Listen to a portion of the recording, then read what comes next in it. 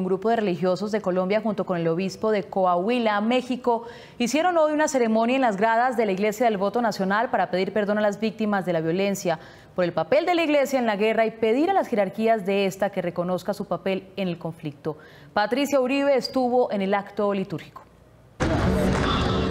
Al frente del Voto Nacional, el Sagrado Corazón de Jesús, en el centro de Bogotá, símbolo de la unión entre el Estado y la Iglesia, se congregaron sacerdotes, laicos y el obispo Raúl Vera de México, reconocido defensor de derechos humanos, para pedir perdón a las víctimas por los crímenes que ha cometido la Iglesia durante la guerra en Colombia. El Papa Francisco ha seguido ese mismo camino, ha pedido muchas veces perdón.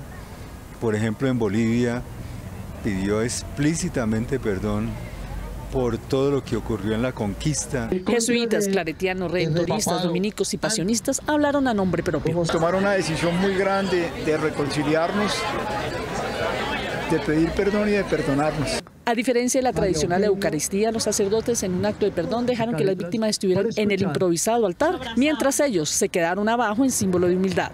Representantes de las víctias de la violencia partidista, del despojo de tierras de los paramilitares y de la guerrilla le reclamaron a la Iglesia. Muy difícil.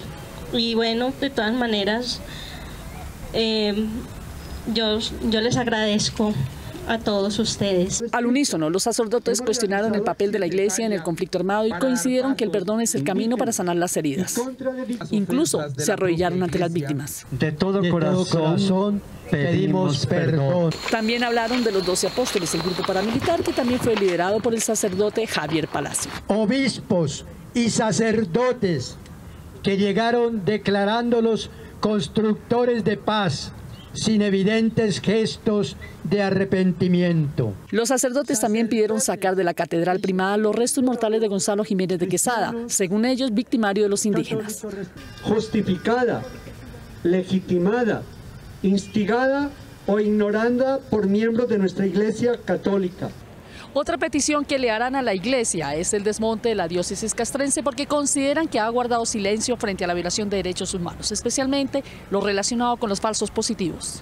Su propia narración del evento sería escuchada por el Papa Francisco, con quien varios de estos religiosos se reunirán en Cartagena, Villavicencio y Bogotá.